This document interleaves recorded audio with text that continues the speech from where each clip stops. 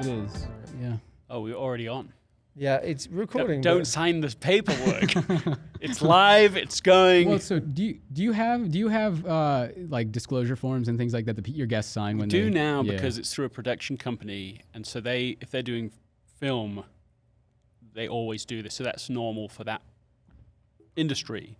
But normally in podcasting, it's like this wild, wild west still. Yeah, it is. But they think, pretty quickly it's going to be a similar thing. You just need to do it for risk mitigation. Yeah. I'm not signing anything. Well, we don't need to do that. I got him to sign something when he was playing marbles with me, like in 1984. What was this agreement? He just said he'd do anything.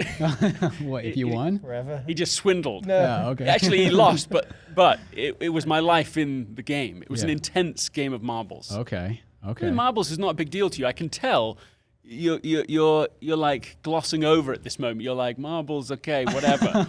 But it was it was pretty high stakes. It was for a year or two. What was your favorite marble, Greg? Oh, it was a large ball bearing. Can't really remember what they called them. What did they call them? You used to throw at me. I used to throw at me. The heaviest one. It was huge, and it was like the biggest marble anyone at the school had, and everything. I mean, this is a big deal. Yeah. I may have glossed over a little bit on marbles, but I didn't gloss over on the stakes part of it. Like that seems very interesting. But it sounds like you guys are playing a different version of marbles where you're throwing them at each other. No, there was no throwing them at each other, but we did play. Yeah. We did play in for keeps.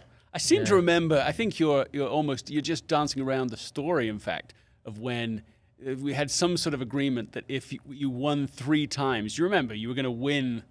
The large, it was like what were they even called? Like a king, what's it called? Were they kingers, queens and kingers? I can't remember.